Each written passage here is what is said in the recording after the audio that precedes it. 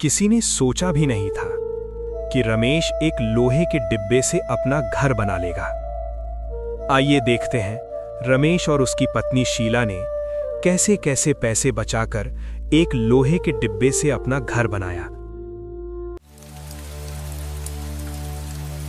रात के अंधेरे में बारिश की आवाज तेज हो रही थी। आसमान से पानी बरस रहा था और उस छोटे से कमरे की टूटी छत से भी। रमेश और उसकी पत्नी शीला कमरे के एक कोने में सिमटे बैठे थे, वहां जहां अभी तक पानी नहीं पहुंचा था। बाकी जगह पर 3-4 बाल्टियां रखी हुई थीं, जिनमें छत से टपकता पानी इकट्ठा हो रहा था। टप टप टप, एक लय में, जैसे किसी टूटे हुए वक्त की घड़ी की आवाज हो। यही था उनका घर, किराए का एक कमरा जो शायद कभी सफेद रहा होगा। अब दीवारों का प्लास्टर इतना पुराना था कि हाथ लगाओ तो टुकड़े टुकड़े होकर गिरने लगता। एक खिड़की थी, टूटी हुई, जिसे पुराने अखबारों से बंद किया गया था। कोने में एक बल्ब जल रहा था, पर उसकी रोशनी इतनी मध्यम थी कि लगता था अंधेरा ज्यादा है, उजाला कम। शीला, हर बारिश में यही होता है। बाकी दुनिया सो जाती है और हम पूरी रात बाल्टियां गिनते रहते हैं। तो क्या हुआ, छत टपकती है, दिल तो नहीं टपका ना। जब तक सांस है कुछ ना कुछ हो ही जाएगा। पर कब तक? हर बार लगता है जैसे जिंदगी ने हमें इसी कोने के लिए छोड़ दिया हो। कोना छोटा है, पर सोच मत छोटी करो। एक दिन देखना, इसी बारिश में हम अपने घर की छत के नीचे बैठेंगे। उस रात छत से टपकता पानी सिर्फ कमरे को नहीं भिगो रहा था, वो रमेश के सपनों को भी हर बूंद के साथ भारी करता जा रहा था। पर सपने टूटे या नहीं, सुबह तो आनी ही थी। सुबह 5 बजे के अलार्म से पहले ही रमेश की आंख खुल गई। नींद पूरी नहीं हुई थी, पर काम की तलाश में देर नहीं की जा सकती थी।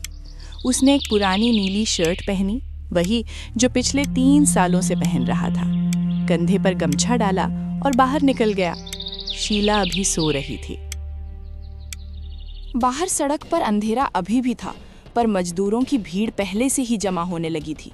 कोई 20-25 लोग, सब एक ही उम्मीद में, आज काम मिल जाए। रमेश हर रोज यहीं आता था, बस स्टॉप के पास की खाली जगह पर, जहां सुबह सुबह ठेकेदार अपनी गाड़ियां लेकर आते थे और मजदूरों को चुनते।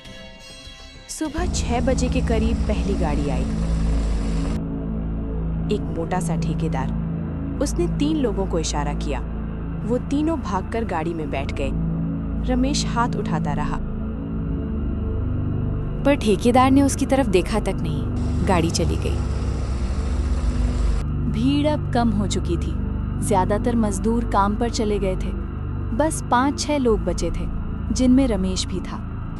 तभी दूर से एक पुरानी छोटी सी पिकअप गाड़ी आती दिखाई दी। गाड़ी रुकी। एक बूढ़ा ठेकेदार, सफेद दाढ़ी, झुर्रियों भरा चेहरा।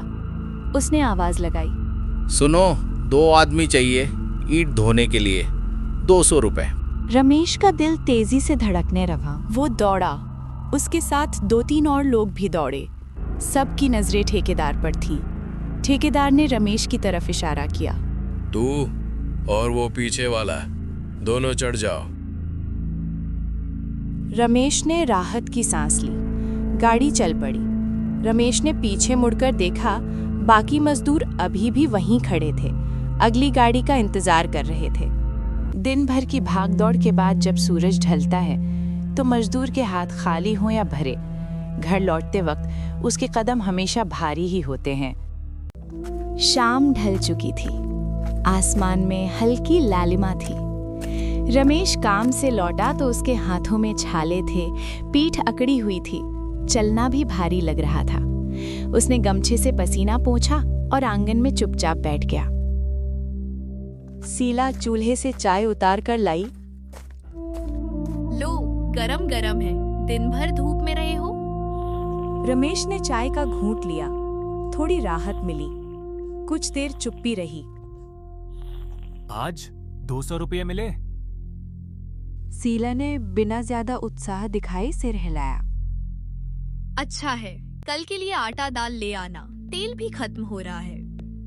रमेश सिर हिलाता रहा, पर मन कहीं और था। कुछ पल चुप रहकर बोला, शीला, एक बात कहूं?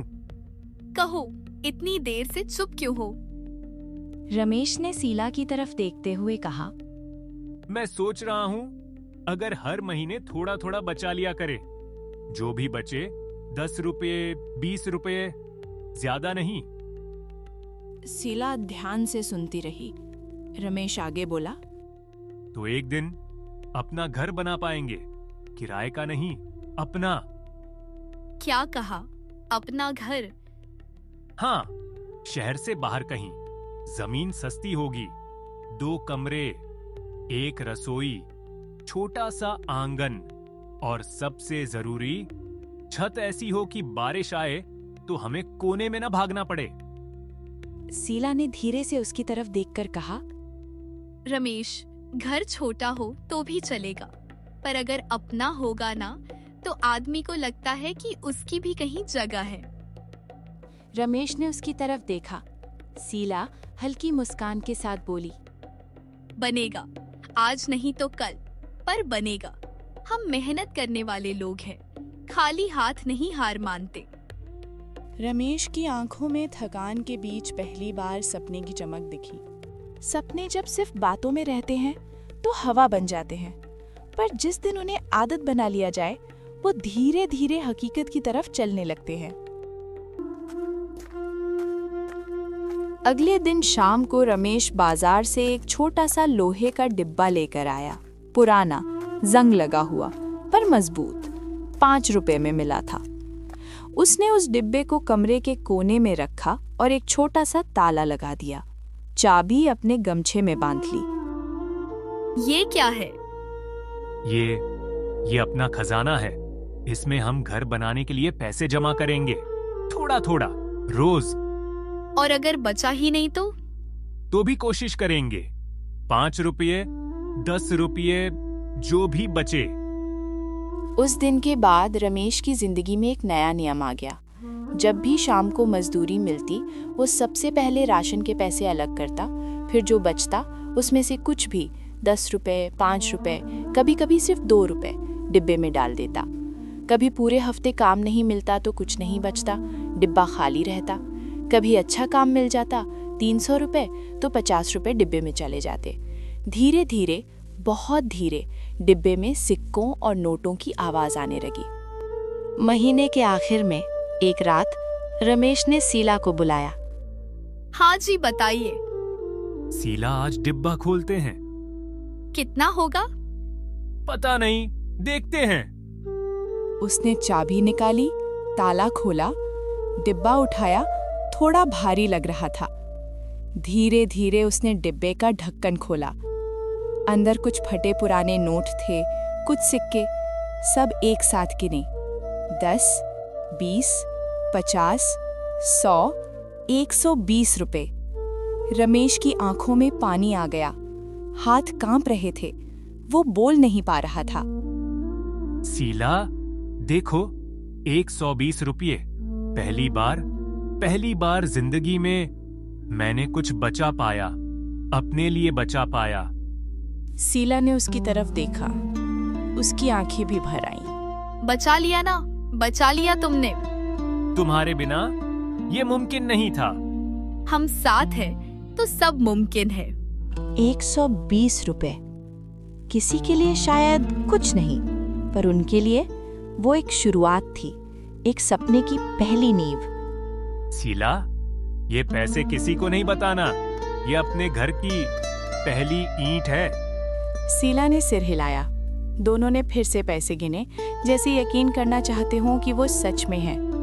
120 रुपए, पहली कमाई नहीं, पहली बचत। पर जिंदगी को सपनों से कोई फर्क नहीं पड़ता। वो अपनी रफ्तार से चलती है और कई बार सीधे सीने से टकराती है। 6 महीने बीत गए। डिब्बे में 3,500 रुपए इकट्ठे हो गए थे। रमेश रोज मजदूरी करता। कभी काम मिलता, कभी नहीं। कभी 200 मिलते, कभी 100 भी नहीं। एक दिन बारिश बहुत तेज आई। काम नहीं मिला। 3 दिन तक घर में बैठे रहे। खाने के लिए कुछ नहीं था। शीला ने पड़ोसन से उधार मांगा। रमेश को बुरा लगा, बहुत बुरा। रात को वो बाहर बैठा रहा। सिर हाथों में छुपाए। शीला बाहर आकर बोली। अजी क्या हुआ? रमेश गुस्से से बोला। क्या हुआ मतलब? तुम्हें पता है मुझे कैसा लगा जब तुमने उधार मांगा? मैं मर्द हूँ, मैं कमाता हूँ, फिर भी। तो क्या करते? भूखे रहते? नहीं, पर ये घर बनाने का सपना, ये सब बेकार है शीला, बेकार। मैं 3,000 बचा पाया 6 महीने में। 3,000, इससे क्या होगा? एक जमीन का कोना भी नहीं मिलेगा। शीला चुप रही। मैं थक गया हूँ। हर दिन वही संघर्ष। कभी काम नहीं मिलता, कभी कम पैसे मिलते, और ये सपना ये कभी पूरा नहीं होगा। शीला उसके पास बैठकर बोली। रमेश, मेरी तरफ देखो। रमेश ने शीला की तरफ देखा। सुनो, मुझे पता है मुश्किल है, बहुत मुश्किल है, पर अगर तुमने आज हार मान ली तो कल क्या बदलेगा? हम हमेशा इसी टूटी छत के नीचे रहेंगे, इसी किराए के कमरे में, और तुम हमेशा सोचते रहोगे, काश मैंने कोशिश जारी रखी होती। रमेश ने उसकी आंखों में देखा। उसमें कोई शिकायत नहीं थी, सिर्फ विश्वास था। मैं तुम्हारे साथ हूँ, चाहे सालों लग जाए, पर हार मत मानो। जब इंसान खुद से लड़ रहा होता है तभी दुनिया उसे आईना दिखाने आ जाती है, और कई बार वो आईना बहुत बेरहम होता है। कुछ दिनों बाद रमेश एक साइट पर काम कर रहा था। वहाँ एक और मजदूर था, मोहन। दोपहर की छुट्टी में दोनों साथ बैठे थे। अरे रमेश, सुना है तू पैसे बचा रहा है घर बनाने के लिए। तुम्हें कैसे पता? अरे भाई, सब जानते हैं, तेरी बीवी किसी से बोल रही थी। रमेश चुप रहा। पर यार, ये सब सोचना बंद कर। हम लोग मजदूर हैं, हमारा काम है रोज कमाओ, रोज खाओ। घर बनाना, ये सब अमीरों के सपने हैं, तेरे मेरे नहीं। क्यों नहीं? मैं भी इंसान हूँ, मेरा भी हक है। हक? देख भाई, मैं बुरा नहीं कह रहा, पर सच बोल रहा हूँ। तू साल भर में 10,000 भी बचा लेगा तो क्या होगा? जमीन लाखों में आती है, घर बनाने में और लाख। तू बूढ़ा हो जाएगा और तेरा सपना वहीं रह जाएगा। सपना। रमेश चुप रहा। मोहन की बात सीने में चुभ गई। वो कहते हैं ना, बातें सिर्फ दिल को नहीं चुभती, कभी कभी हालात बनकर सामने खड़ी हो जाती हैं। 1 साल बीत गया। रमेश के उस लोहे के डिब्बे में अब 8,000 रुपए जमा हो चुके थे। एक रात शीला को तेज बुखार आया। पहले दिन रमेश ने सोचा 2-4 दिन में उतर जाएगा, पर बुखार बढ़ता गया।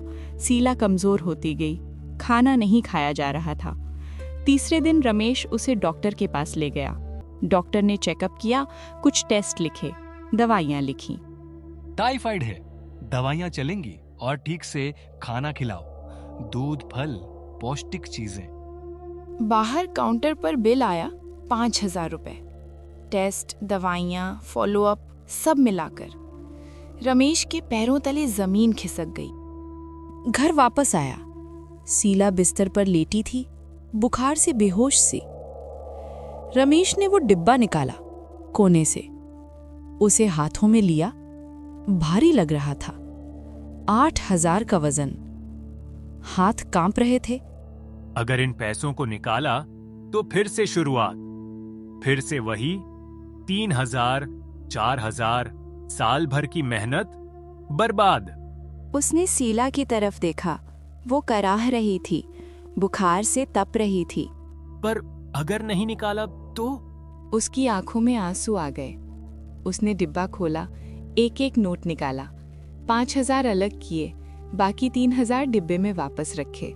अगले कुछ दिनों में दवाइयां चली। शीला को ठीक खाना मिला। धीरे धीरे बुखार उतरा।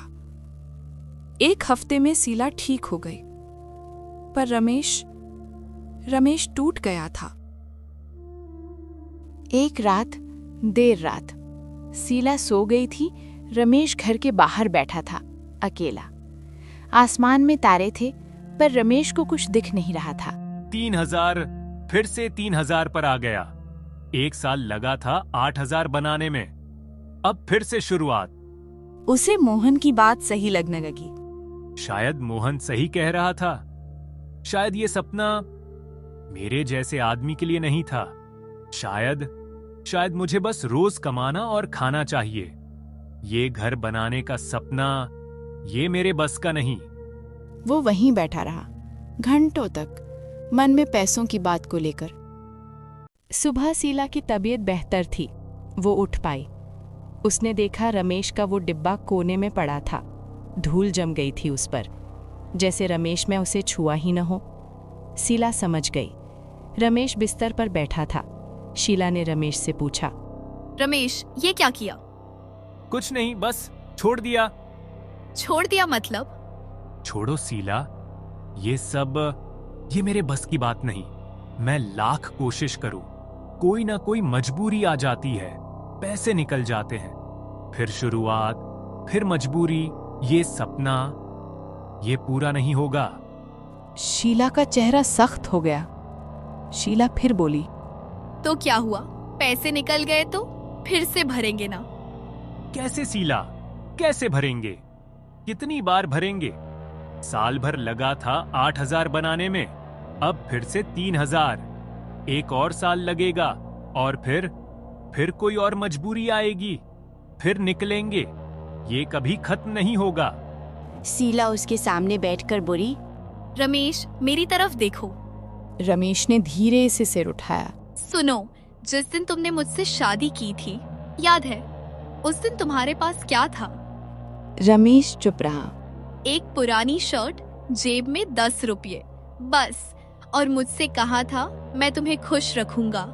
उस वक्त कोई गारंटी नहीं थी, कोई पक्की नौकरी नहीं थी, फिर भी तुमने हिम्मत नहीं हारी थी। रमेश की आंखों में पानी आ गया। आज तुम्हारे पास 3,000 रुपये बचे हैं। 5,000 मेरे इलाज में लगे, पर तुमने मुझे बचा लिया। मैं ठीक हूँ, ये कुछ नहीं है क्या? और वो 3,000, वो अभी भी हैं। तुम फिर से शुरू कर सकते हो। पर शीला, कितनी बार शुरू करूंगा? जितनी बार जरूरत हो। मैं तुम्हारी बीवी हूँ, मैं तुम्हारे साथ हूँ, और मैं नहीं चाहती कि तुम हार मानो, क्योंकि अगर तुम हारे तो मैं भी हार जाऊंगी। हम दोनों हार जाएंगे, और फिर हमेशा इसी टूटी छत के नीचे रहेंगे। रमेश ने उसकी आंखों में देखा। उसमें कोई शिकायत नहीं थी, सिर्फ विश्वास था, सिर्फ उम्मीद थी। उठो, वो डिब्बा उठाओ, धूल झाड़ो, और फिर से शुरू करो। मैं साथ हूँ। तुम नहीं होती तो मैं कब का हार गया होता। पर मैं हूं ना, हम साथ हैं, और साथ में हम जरूर बनाएंगे अपना घर, धीरे धीरे पर बनाएंगे। दोनों वहीं बैठे रहे, हाथ थामे। एक टूटा हुआ सपना फिर से जुड़ रहा था। रमेश ने वो डिब्बा फिर से उठाया जो कोने में पड़ा था, कपड़े से धूल साफ की, ताला लगाया, चाबी गमछे में बांधी। एक बार फिर, बस एक बार फिर, इस बार नहीं रुकूंगा। उस दिन से रमेश का रूटीन बदल गया। पहले रविवार छुट्टी का दिन होता था, अब नहीं। रविवार को भी काम ढूंढने लगा। छोटे मोटे काम, किसी की दीवार की मरम्मत, किसी के घर का फर्श, कहीं पेंटिंग, कहीं सफाई, कुछ भी। 100 रुपये मिलें, 50 मिलें, 30 भी मिलें, कोई फर्क नहीं। शीला कभी कभी टोकती, रविवार को तो थोड़ा आराम कर लिया करो, शरीर टूट जाएगा। आराम तब करूंगा जब अपनी छत के नीचे सोऊंगा, अभी नहीं। महीने बीतते गए। कभी महीने में सिर्फ 200 बचते, कभी 500, कभी अच्छा काम मिलता तो 1000। पर हर रुपया, हर 1 रुपया डिब्बे में जाता। रमेश कभी कभी रात को डिब्बे को हिलाता, सिक्कों की आवाज सुनता, मुस्कुरा देता। बढ़ रहा है, धीरे धीरे पर बढ़ रहा है। 2 साल बीत गए। 2 साल की मेहनत, 2 साल का संघर्ष, 2 साल हर रोज सुबह 5 बजे उठना, हर रविवार काम पर जाना, हर रात थकान के बावजूद उम्मीद के साथ सोना। एक शाम रमेश ने शीला को बुलाया। आज आज डिब्बा खोलते हैं। कितने पैसे होंगे? पता नहीं, डिब्बा खोल कर देखते हैं। दोनों ने बैठकर डिब्बा खोला। धीरे धीरे नोट निकाले, सिक्के निकाले, गिनने लगे। 1,000, 3,000, 5,000, 10,000, 12,000, 15,000। शीला की आंखें भर आई। वो हंस भी रही थी और रो भी रही थी। अब जमीन देखनी शुरू करो। अपना घर बनाने का वक्त आ गया। रमेश ने भगवान को शुक्रिया कहा। बहुत बहुत शुक्रिया भगवान। सालों की मेहनत जब पहली बार जमीन को छूती है तो वो सिर्फ मिट्टी नहीं होती, वो आत्मसम्मान का पहला कदम होता है। अगले हफ्ते से रमेश ने जमीन देखनी शुरू कर दी। शहर के बाहर, गांव के किनारे, हर जगह। पहली जगह 30,000 मांग रहे थे। रमेश का दिल बैठ गया। दूसरी जगह 25,000, तीसरी जगह 22,000। हर जगह उसके बजट से बाहर।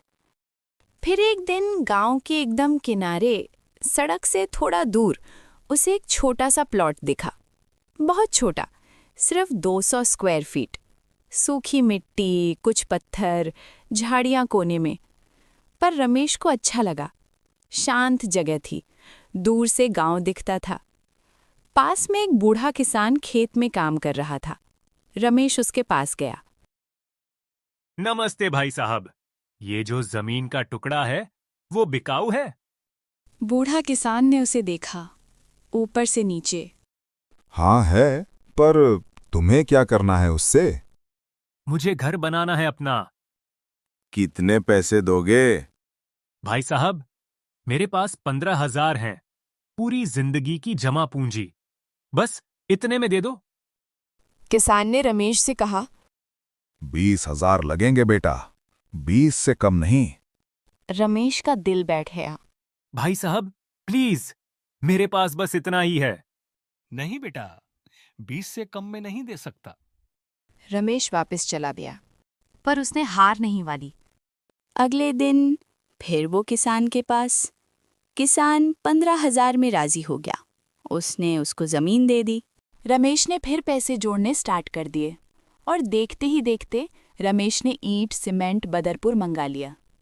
फिर कुछ ही महीनों में रमेश का घर बनकर तैयार हो गया। ये मेरा आंगन है। मैं किसी का किराएदार नहीं हूं, किसी को इजाजत नहीं लेनी। ये मेरा है। हाँ जी, ये हमारा आंगन है। अब धीरे धीरे सब आएगा। एक पलंग, एक अलमारी, कुछ बर्तन और एक दिन इस आंगन में एक आम का पेड़ लगाऊंगा। जब फल आएंगे तो पड़ोसियों को बांटूंगा। बस अब और सपने मत देखो। क्यों नहीं? अब तो मुझे पता है, सपने सच होते हैं। बस वक्त लगता है, मेहनत लगती है, हिम्मत लगती है, पर होते हैं। सपने धीरे बनते हैं, बहुत धीरे, पर जब बनते हैं तो पूरी जिंदगी बदल देते हैं।